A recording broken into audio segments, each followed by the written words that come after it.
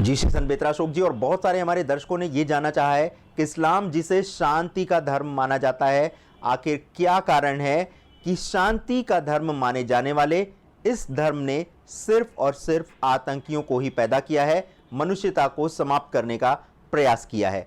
और क्या आपको लगता है कि इस इस्लामिक आतंकवाद का समापन भी इस्लाम के साथ होगा, या फिर आपको कोई और सूरत नजर आती है? देखिए, एक सर्वे आया था 3-4 साल पहले, पूरे विश्व में वो सर्वे किया गया था और ख़ास तौर से मुस्लिम्स पे किया था, इस्लाम पे किया गया था। कितने लोग जिहाद चाहते हैं और कितने लोग जो हैं ऑल ओवर द वर्ल्ड शांति से रहना चाहते हैं। तो उसमें जो ये तबका था जिन्होंने जिहाद को फेवर किया था या जिहाद के पक्ष में बोला था, वो हार्डली 2 या 3% लोग थे टोटल आपके सैंपल साइज का। 3 से 5% के बीच में थे। मतलब मुट्ठी भर लोग धर्म को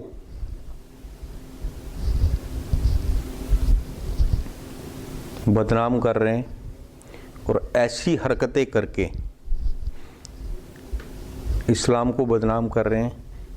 लेकिन दुख की बात यह है कि जो 95% नहीं चाहते कि ऐसा हो, जो शांति चाहते हैं, जो वर्बल बोलते हैं कि हम शांति चाहते हैं, हम नहीं चाहते, तो वो इसके अगेंस्ट खड़े होके 5% को दबा नहीं सकते हैं।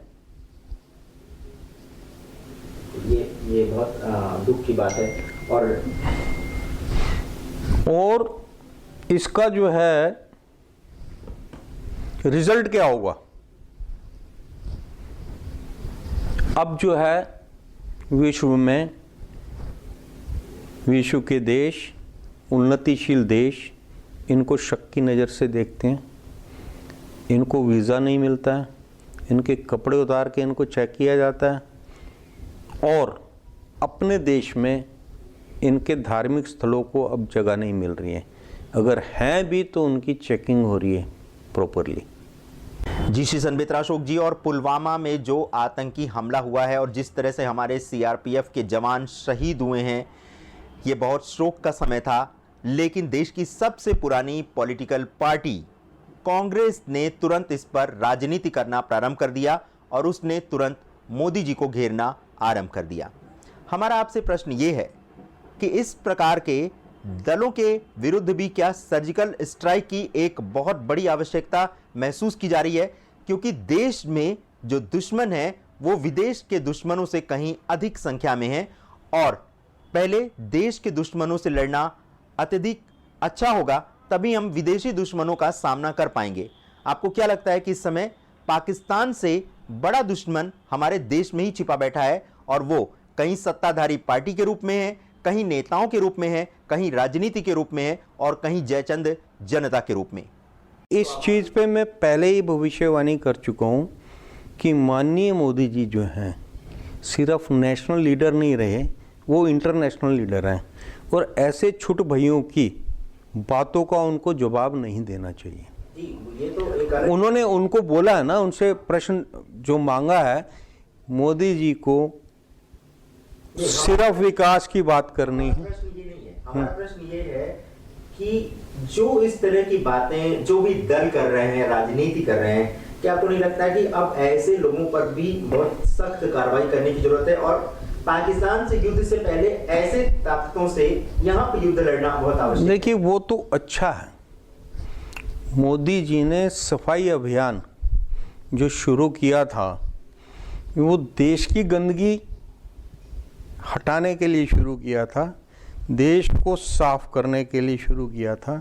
देश में जो हाइजीनिकली जो गंदगी फैला के आप लोग बीमार हो रहे हैं या आप लोगों को परेशानी होती है, बदबू आती है, आप किसी रास्ते से निकल नहीं सकते, उसका अभियान शुरू किया था। लेकिन पॉलिटिक्स में ऐसे ऐसे नेता हैं जिन्होंने ये साबित कर दिया ये सफाई अभियान जो है अब राजनीति में भी आ गया और वो गंदगी अब एक जगह पे इकट्ठी हो रही है और उसका सफाया आपका 2019 में ये गंदगी अब आपको दिखाई नहीं देंगी। ऐसे लोग जो विघटनकारी ताकतों का समर्थन करते हैं, देश पे इतनी बड़ी आपदा आई है, 40 जवान देश के शहीद हो गए हैं और